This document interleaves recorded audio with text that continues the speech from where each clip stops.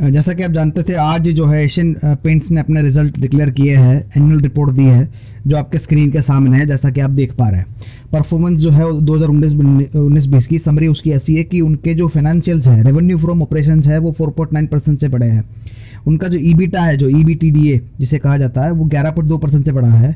जबकि अच्छी बात यह है कि ये लिमिटेड ग्रोथ के साथ भी उनका प्रॉफिट आफ्टर टैक्स और अर्निंग पर शेयर जो है वो 24.5% से बढ़ा है, जो कि बहुत ही अच्छा और अनएक्सपेक्टेड है। ये बहुत ही शानदार परफॉर्मेंस है। आइए देखते हैं आगे। ये है मिस्टर अश्विन दानी जो कि चेयरमैन है, और उनकी जो उन्होंने स्पीच दी अपने एनुअल रिपोर्ट में, उन्होंने कहा है कि ये जो इकोनॉमिक एनवायरनमेंट जो है वो काफ़ी ख़राब होने के बावजूद भी हमने एक हेल्दी ग्रोथ जो है वो रजिस्टर किया है, तो ये एक अच्छी बात है। ये है उनका एक्सपीरियंस बोर्ड है, जिसमें आप लेफ्ट हैंड साइड पे देख रहे हैं, वो उसमें बहुत सारे फाउंडिंग मेंबर्स के जो है स्क्रीनशॉट दिए गए हैं। ये फाउंडिंग मेंबर्स है, फैमिली वाले। और जो राइट हैंड साइड में जो आप देख रहे हैं वो उनके जो प्रोफेशनल मैनेजमेंट उनके मेंबर्स हैं। अच्छा, ये समरी है उनके ओवरऑल ऑपरेशंस की। अगर आप देखेंगे तो रीजन वाइज उनका जो शेयर है, तो ये इंटरनेशनल मार्केट की वो बात कर रहे हैं। तो इंटरनेशनल में एशिया में, मतलब रेस्ट ऑफ एशिया में, जिसमें वो लोग बांग्लादेश, नेपाल, श्रीलंका और इंडोनेशिया को गिनते हैं, वहाँ से ही करीब उनका 44% रेवेन्यू आ रहा है। मिडिल ईस्ट से 27%, अफ्रीका से 24% और साउथ पैसिफिक रीजन से 5% आ रहा है। यहाँ पे उन्होंने ये भी कोशिश की है अपनी अलग अलग मैन्युफैक्चरिंग साइट को दिखाने की, जहाँ पे उनका जो है प्रोडक्शन होता है। ये एक और समरी है जहाँ पे वो बता रहे हैं उनकी कंपनी के बारे में। ये कंपनी वैसे तो 75 ईयर्स पहले बन गई थी, लेकिन लीडरशिप पोजीशन में पिछले 50 साल से है। पेंट इंडस्ट्री में नंबर 1 कंपनी है। ये लार्जेस्ट पेंट कंपनी एशिया के अंदर है, 3रे नंबर की। और पूरे वर्ल्ड में अगर देखा जाए पेंट इंडस्ट्री में, तो ये 9वीं सबसे बड़ी कंपनी है पूरे वर्ल्ड में। इसके अलावा उनके 60 से ज़्यादा कंट्री में के मार्केट को वो सर्व करते हैं, 60 से ज़्यादा। 200 से ज़्यादा साइंटिस्ट हैं उनके। 70,000 से ऊपर का उनका डीलर नेटवर्क है। 26 से ज़्यादा उनकी मैन्युफैक्चरिंग की साइट है, और 430 से ज़्यादा उनके कलर आइडिया स्टोर्स है। तो इससे पता चलता है कि किस लेवल की ये कंपनी है। इसके अलावा ये उनके बिजनेस की समरी है। Interior paint, exterior paint, metal finishes, wood finishes, तो ये सारी चीज़ें वो हैं जो मतलब वो उनके कोर बिजनेस है, ये आपको भी पता है। लेकिन जो राइट हैंड साइड में देख रहे हैं वो नया बिजनेस है, जिसके ऊपर वो भी अग्रेसिवली काम कर रहा है, और ऐसा लग रहा है कि उनको इस सेगमेंट से काफ़ी अच्छा खासा प्रॉफिट मिला भी है। जैसे वो रेंज ऑफ टूल्स वो बनाते हैं, एडेसिव्स बनाते हैं। फिर एडेसिव्स में जो ट्रेडिशनली पिडिलेट का ये स्ट्रेंथ रहा है, लेकिन एशियन पेंट्स अब इस सेगमेंट में काफ़ी घुसा हुआ है, और ये हाईली प्रॉफिटेबल बिजनेस है। ये भी इनके smart care range of water proofing solutions भी है। अगेन ये जैसे डॉक्टर फिक्सेट है पिडिलेट का, तो वैसे ही अब इनके पास भी अपनी रेंज है। बाथ फिटिंग और सैनिटरी वेयर में ये लोग ऑलरेडी है। ये भी एक अच्छा ग्रोइंग सेगमेंट है, और ये भी हाई प्रॉफिट बिजनेस है। जो रियल एस्टेट के साथ में ये सारा बिजनेस जो है वो लिंक्ड है।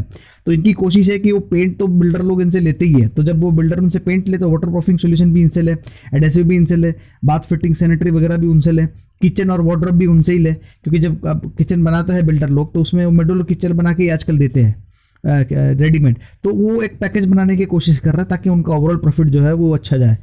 इसके अलावा उनके पास वॉल कवरिंग की भी एक नीला या रेंज ऑफ वॉल कवरिंग भी है। अच्छा, ये एक और बिजनेस है सैनिटाइजर का और सरफेक्स डिसइंफेक्टेंट का। तो ये भी कुछ ऐसे बिजनेसेस हैं जो शायद नए हैं और अच्छे खासे प्रॉफिट दे रहे हैं इनको। प्रॉफिट एंड लॉस मैट्रिक्स है जो आपके रेफरेंस के लिए है। अभी इनका थोड़ा सा ये अलार्मिंग जरूर है। पिछले 5 साल की अगर हम बात करें तो ये 9.5% से बढ़ा है जो उनका रेवेन्यू फ्रॉम ऑपरेशन है। लेकिन अगर इसी साल की बात करें तो वो कम हुआ है। अब इस साल के इसमें मेजर कारण जो हम देख रहे हैं कि रियल एस्टेट में मंदी चल रही है पिछले 2-3 साल से। तो ये हम आगे के फिगर स्लाइड में भी देखेंगे तो समझ में आएगा, ठीक है ना। और बाकी तो बहुत सारे इनके फिगर और भी है, लेकिन अगर नीचे वाली स्लाइड थोड़ा नीचे की तरफ देखते हैं तो EPC आफ्टर एक्सेप्शनल आइटम्स लिखा हुआ है। तो ये 5 साल में अगर देखो तो वो 15% के आसपास है, जो CAGR है, कंपाउंड एनुअल ग्रोथ रेट जो है। लेकिन सिर्फ पिछले साल के बेसिस पर करें तो ये 25% तक बढ़ा है, जो कि बहुत ही अच्छा फिगर है।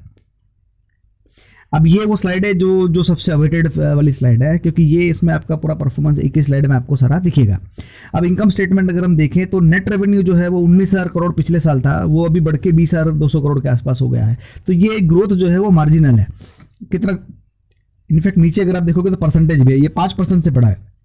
तो कोई बहुत अच्छा ग्रोथ नहीं माना जा सकता। वो इसलिए क्योंकि आप अगर आप ग्रोथ रेट परसेंटेज में अगर पीछे से देखेंगे तो वो 15% से पहले बढ़ा, फिर 24%, फिर 13%, 16%, 11%। ये शुरुआत की जो 5 साल में जो है 2014-15 तक, तो ये अच्छी खासी ग्रोथ उससे वो बढ़ रहा था, वो 15% के ऑलमोस्ट आसपास ही था।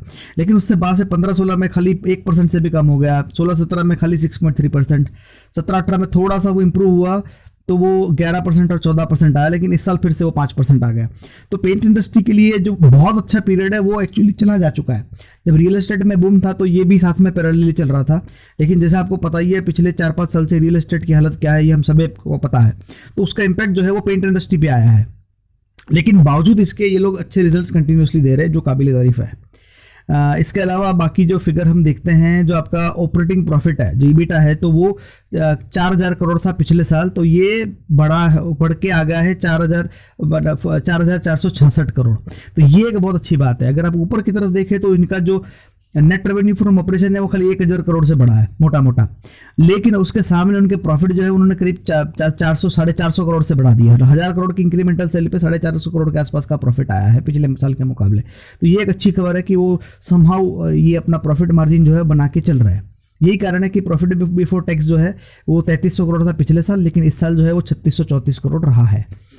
जैसे हम देख पा रहे हैं उनका जो रेवेन्यू फ्रॉम ऑपरेशंस है वो 17% से बढ़ के 18% हो गया है, और ये ग्रोथ रेट है, ये एक अच्छी ग्रोथ रेट है। वापिस अगर आप देखोगे तो जो उनके रेवेन्यू की जो ग्रोथ रेट रही है वो 2011 से लेके 16 तक तो बहुत अच्छी रही, मतलब 15%, 13%, 11%, 14%, 28% रहा 15-16 में। लेकिन उसके बाद से जो है वो 8.7, 4.6% ये और 7.9% था। तो ये कुछ हद तक ये कम हो गया था, बट ये वापस अभी बढ़ना शुरू हो गया है। प्रॉफिट फॉर द ईयर अगर हम पूरा देखते हैं सब मिलाने के बाद, प्रॉफिट आफ्टर टैक्स जिसे कहते हैं, तो वो रो बहुत ही अच्छा रहा। ये सबसे अच्छा फिगर जो है, जो बॉटम लाइन जो अल्टीमेटली हम कहते हैं कि भाई क्रक्स क्या है, मैसेज क्या है, तो वो बड़ा है। 2,155 था पिछले साल, ये 2,700 करोड़ हो गया है, जो बहुत ही अच्छा फिगर है। ठीक है ना। और यही कारण है कि अगर आप नीचे की तरफ अगर आते हैं तो जो अर्निंग पर शेयर है, EPS, बिकॉज अल्टीमेटली यही मैटर करता है एक शेयर होल्डर के लिए कि मेरे अर्निंग पर शेयर क्या आ रही है। ठीक है, तो वो बढ़ा है। जो पिछले साल 22.5% था वो बढ़ के मतलब 25% के आसपास बढ़ के 28.2% हो गया है, जो अब तक का हाईएस्ट तो है ही। तो ये बहुत ही अच्छा फिगर है। तो अभी तो हमें ये रिजल्ट जो है वो इनकरेजिंग लग रहा है। इसके अलावा जो है डिविडेंड का फिगर दिया गया है। डिविडेंड के फिगर भी जो हमारे लिए काफ़ी मैटर करते हैं, तो डिविडेंड के फिगर हम देखेंगे तो ये हमको समझ में आएगा कि जो इंटरिम डिविडेंड है वो 3.35% का दिया है इन्होंने, जो दिया था नवंबर 2019 में, और सेकंड इंटरिम डिविडेंड दिया था मार्च 20 में। ठीक है, तो ये ऑलरेडी आपका 3.35 और 7.15, तो ये 11 रुपये का डिविडेंड ऑलरेडी दे चुके थे। इसके अलावा 11 रुपये 50 पैसे का, और अभी इन्होंने 1.5 रुपये का और दिया है। अभी ये जो 23 जून को मीटिंग हुआ था, तो अभी इन्होंने 1.5 रुपये का और अनाउंस किया है। ठीक है, तो ये आपका 10.5 और ये तो करीब 12 रुपये के आसपास का उनका डिविडेंड हो गया है टोटल साल भर का। मित्रों, यहाँ हम अपना वीडियो समाप्त करेंगे। अगर आपको अच्छा लगा हो तो लाइक करें, कमेंट करें, शेयर करें, सब्सक्राइब करें। वीडियो देखने के लिए बहुत बहुत धन्यवाद।